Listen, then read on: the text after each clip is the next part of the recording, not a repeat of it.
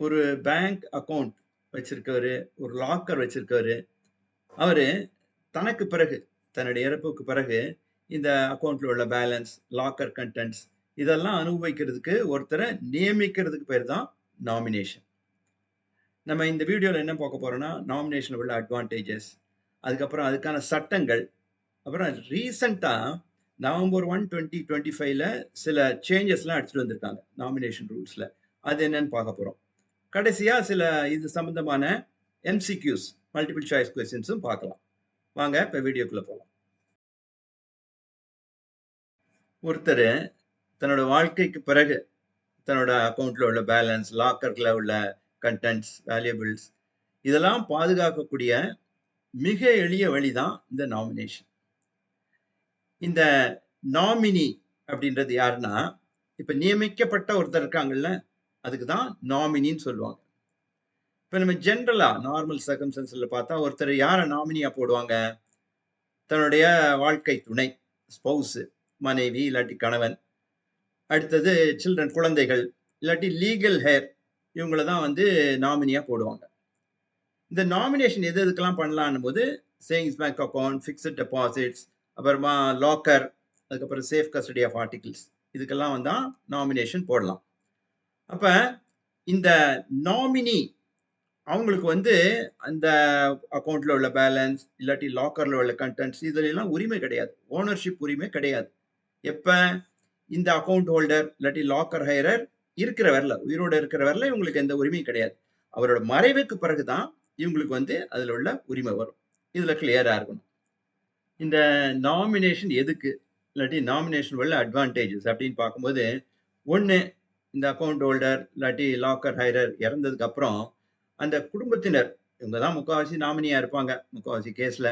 அவங்க வந்து ரொம்ப சுலபமாகவும் வேகமாகவும் அந்த அக்கவுண்ட்ல உள்ள பேலன்ஸ் இல்லாட்டி லாக்கர்ல உள்ள இதெல்லாம் பெற்றுக்கலாம். இது ரொம்ப அவங்களுக்கு உபயோகமா இருக்கும். இந்த சோகத்தை ஏற்கனவே ஒருத்தர் இறந்துட்டு அந்த சோகத்துல இருக்கும்போது, இந்த பணம், இந்த பொருள்கள்லாம் வந்து அடையும் போது, அது அவங்களுக்கு சுலபமா வந்து அடையும் போது, அது அவங்களுக்கு ரொம்ப ரொம்ப ஹெல்ப்ஃபுல்லா இருக்கும். 2வது இந்த legal heir certificate, succession certificate, இந்த கோர்ட் ஆர்டர் இதுக்கெல்லாம் அலைய தேவையில்ல. நாமினின்னு போட்டா ஆட்டோமேட்டிக்கா அவங்களுக்கு வந்து அந்த பணமோ, அந்த பொருளோ வந்து சேர்ந்துரும். 3வது ரொம்ப முக்கியமானது குடும்ப சண்டைகள எல்லாம் குறைக்கலாம் ஓரளவுக்கு. இந்த சொத்து சண்டை பெரிய சண்டை. குடும்பத்துக்குள்ள யார் பிரிச்சுக்கிறதுன்ட்டு. இந்த ஒரு நாமினின்னு போட்டா தெளிவா அது காட்டுது. யாருக்கு அது போய் சேரணும்ன்ட்டு. அதனால சண்டைகள் வர்றது குறையும். 4வது மிக முக்கியமானது பேங்க்குக்கு வந்து ஒரு லீகல் புரொடெக்ஷன் குடுக்குது. இந்த நாமினீஸ்ன்னு இருக்கும்போது, அந்த நாமினீஸ்க்கு பே பண்ணிட்டா, அது எந்த சர்டிஃபிகேட் எந்த இதையும் கேட்க வேணாம். நாமினீஸ்ன்னு ஏற்கனவே இருந்தா, அவங்களுக்கு வந்து அந்த பேலன்ஸ பே பண்ணி, இல்லாட்டி அந்த லாக்கர்ல உள்ள கன்டென்ட்ஸ குடுத்துட்டா, அது வந்து fully discharge from its responsibility. அதனால பேங்க்கும் வந்து ஒரு லீகல் புரொடெக்ஷன் அதுக்கு சேஃப் அது கிளியரா பண்ணிடலாம். இன்னொன்னு முக்கியமானது இதெல்லாம் வந்து நாமினி இல்லாம இருந்தா அது அன்கிளைம் டெபாசிட்ஸ் அது இதுன்னு போய் அது பல வருஷங்கள் அது அன்கிளைம் டெபாசிட்ஸ் கிடக்கும். இதெல்லாம் தவிர்க்கலாம். இதெல்லாம் தான் நாமினேஷன் போடுறதுனால உள்ள வேரியஸ் அட்வான்டேஜஸ்.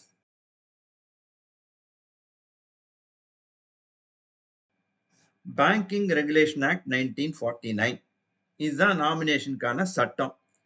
இதுல பேங்க் அக்கவுண்ட் அதாவது எஸ்பிஐ அக்கவுண்ட், ஃபிக்ஸட் டெபாசிட், இல்லாட்டி லாக்கர், இல்லாட்டி சேஃப் கஸ்டடி ஆஃப் ஆர்டிகிள் இதுக்கான நாமினேட் பண்றது எப்படின்றத பத்திய சட்ட பிரிவுகள் இதுல தான் இருக்கு. இப்ப இந்த நாமினேஷன் வந்து எப்ப பண்ணலாம்னா, ஒண்ணு அக்கவுண்ட் ஓப்பன் பண்றப்ப பண்ணலாம். இல்லாட்டி நடுவுல எப்ப வேணாலும் போய் நாமினேஷன் ஆட் பண்ணிக்கலாம். இந்த நாமினேஷன் அதே மாரி சேஞ்ச் பண்ணலாம், கேன்சல் பண்ணலாம். எது வேணாலும் பண்ணிக்கலாம். என்னோட இந்த பிபிபி புக்ல 55 யூனிட்டையும் கவர் பண்ணக்கூடிய 1000க்கு மேல எம்சிக்யூஸும் 200க்கு மேல கேஸ் ஸ்டடீஸும் இருக்கு. இது எல்லாமே எக்ஸாம் ஓரியன்டட் கொஸ்டின்ஸ். நீங்க ஒரு கம்ப்யூட்டர் பேஸ்ட் எக்ஸாம் எழுத போறதுனால இந்த புக்ல பிராக்டிஸ் பண்றது உங்களுக்கு வெற்றிக்கு உறுதுணையா இருக்கும். இந்த வீடியோல உள்ள டிஸ்கிரிப்ஷன்ல இதுக்கான லிங்க் இருக்கு. அதை கிளிக் பண்ணி இந்த புக்கை நீங்க பர்ச்சேஸ் பண்ணிக்கலாம்.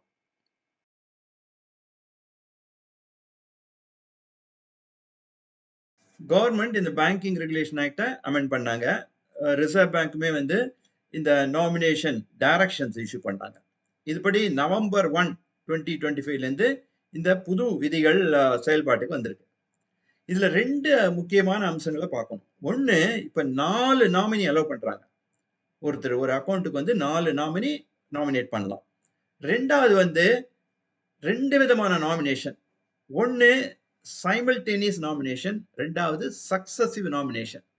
இந்த சைமல்டேனியஸ் நாமினேஷன் தான் மேக்ஸிமம் 4 பேரை நாமினேட் பண்ணலாம்.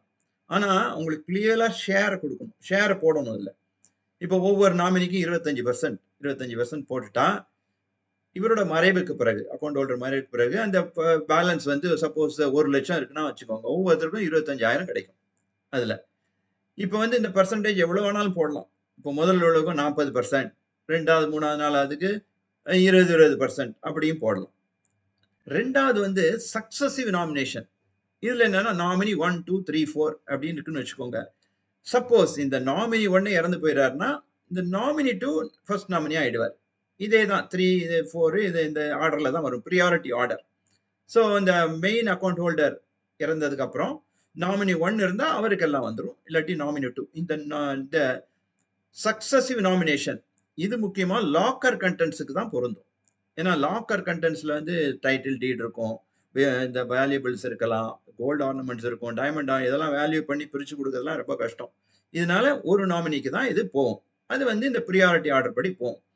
இந்த சைமல்டேனியஸ் நாமினேஷன் இருக்குல்ல, இது வந்து ஃபிக்ஸட் டெபாசிட் அக்கௌண்ட் பேலன்ஸுக்கு போகும். ஏன்னா அதை ஈஸியா பிரிச்சிடலாம். பணத்தை வந்து ஈஸியா பிரிச்சு ஒவ்வொருத்தரும் கொடுத்துடலாம். இது 2 முக்கியமான அம்சங்கள். அதான் அந்த இப்போ வந்த சேஞ்சஸ்ல வந்து அது ஒண்ணு நான் சொன்னது மாதிரி இப்போ 4 நாமினிஸ் அலவுடு. ரெண்டாவது வந்து 2 டைப்ஸ் ஆஃப் நாமினேஷன்ஸ். இப்போ சைமல்டேனியஸ் நாமினேஷன், சக்சசிவ் நாமினேஷன். இதை தவிர வங்கிக்கு ஒருத்தர் வந்து அக்கௌண்ட் ஓபன் பண்றப்பயே வந்து அந்த வங்கி மேலாளர், அந்த மேனேஜரோ அந்த அஃபிஷியலோ வந்து அவங்களுக்கு நாமினேஷன் போட்டுக்கோங்க அப்படின்னு சொல்லி இன்சிஸ்ட் பண்ணணும். பட் அது ஆப்ஷனல் தான். அவர் வந்து எனக்கு வேணாம், நான் வந்து நாமினேட்லாம் யாரையும் பண்ண விரும்பலைன்னா விட்டுறலாம், அவ்வளவுதான். அதே மாதிரி அந்த ஃபிக்ஸட் டெபாசிட் ரெசிப்ட் இல்லாட்டி பேங்க் பாஸ்புக்ல எல்லாம் கூட இந்த நாமினி டீடைல்ஸ்லாம் கூட போடலாம். போட்டு ஃபுல்லா நாமினியோட நேமு, அவங்களோட அட்ரஸ், ஃபோன் நம்பர் இதெல்லாம் போட்டா ஒருவேளை இந்த அக்கௌண்ட் ஹோல்டர் மறைவுக்கு பிறகு பேங்கே உங்களை எல்லாம் கான்டாக்ட் பண்ணி இதை வந்து நீங்க நாமினியா இருக்கீங்க அப்படின்னு சொல்லி இந்த ப்ரொசீட்ஸ் எல்லாம் அவங்களுக்கு பே பண்ணி இதை வந்து ஒரு சுமூகமா இது முடிச்சு வைக்கலாம். ஸோ நாமினேஷன் வந்து உங்க குடும்பத்துக்கும் சரி, பேங்க்குக்கும் சரி ஒரு பீஸ் ஆஃப் மைண்டு, ஒரு செக்யூரிட்டி, சேஃப்டி இது கொடுக்கக்கூடிய ஒரு கேடயமா இருக்கு. இப்போ இந்த நாமினேஷன் இந்த டாபிக்ல இருந்து சில எம்சிக்யூஸை பார்க்கலாம். கொஸ்டின் நம்பர் 1 பார்க்கலாம். Which of the following is true for the nominee? அதாவது நாமினியை பொறுத்தவரையில இந்த 4 ஆப்ஷன்ல எது கரெக்ட்? அதுதான் question. A. Under all circumstances, a nominee be permitted to become the depositor of the account. B. Nominee name not be mentioned in the bank passbook. C. The nominee does not get ownership right by virtue of nomination. D. The nomination is not in force even when a deposit is renewed unless a fresh nomination is made. இதான் இந்த 4 ஆப்ஷனும். இதுல எது correct? C தான் correct. The nominee does not get ownership right by virtue of nomination. Just ஒரு நாமினியா போட்டதுனாலேயே அந்த டெபாசிட்ல வந்து ownership வந்துடாது நாமினிக்கு. அந்த டெபாசிட் ஹோல்டர் இறந்துட்டாதான் அதுக்கப்புறம் தான் நாமினியோட ரைட்ஸே வரும். நாமினி வந்து அதுக்கப்புறம் அந்த அமௌண்ட்டை வந்து நாமினிக்கு டிரான்ஸ்ஃபர் பண்ணுவாங்க. இப்போ நம்ம இந்த எக்ஸ்பிளனேஷன் பார்க்கலாம். ஆப்ஷன் சி இதுதான் correct answer. This is the crux of nomination. A nominee is only a trustee of the deposit, not the legal owner, as per the Indian Succession Act of 1925. இப்போ option A என்னது? Under all circumstances a nominee be permitted to become the depositor of the account. இது வந்து இந்த correct ஆன்சருக்கு just opposite. அது என்ன சொல்றாங்க? nominee is not automatically entitled to become depositor. Nominee வந்து ஒரு டெபாசிட்டர் ஆக முடியாது. He or she is only a trustee for the legal heirs of the deceased account holder. Ownership of deposit is not transferred by nomination alone. Okay. Option B. Nominee name not be mentioned in the bank passbook. A nominee name and details may be mentioned in the passbook as per the latest guidelines. Nominee name வந்து bank passbookல mention பண்ணலாம். டீடைல்ஸும் அந்த மற்ற phone number மற்ற address இந்த டீடைல்ஸும் mention பண்ணலாம். அதே மாதிரி FD ரெசிப்ட்லையும் அதெல்லாம் மென்ஷன் பண்ணலாம். ஸோ தட் அவங்க ஈஸியாக அந்த death of the account holder நாமினியை ஈஸியாக ஐடென்டிஃபை பண்ணி அவங்களை வந்து ரீச் பண்ணுறதுக்கு இது யூஸ்ஃபுல்லாக இருக்கும். ஆப்ஷன் சி தான் நம்ம பார்த்தோம் கரெக்ட் ஆன்சர். ஆப்ஷன் டி என்ன? Nomination is not in force even when a deposit is renewed. ஒரு டெபாசிட் ரெனியூ பண்ணும்போது அந்த ஏற்கனவே இந்த நாமினேஷன் அது வேலிட் இல்லை தான் ஆப்ஷன் டி. பட் அது ராங் ஆப்ஷன் பார்த்தோம். இதுக்கான explanation RBI has clarified nomination remains in force at renewal unless the depositor cancels or changes it. No need for fresh nomination. இப்போ ஒரு டெபாசிட்டை அப்படியே ரினியூ பண்ணால் ஏற்கனவே அதில் யார் நாமினியாக இருந்தால் கூட ஆட்டோமேட்டிக்காக அந்த ரினியூ டெபாசிட்டுக்கும் நாமினியாக வந்துடுவாங்க.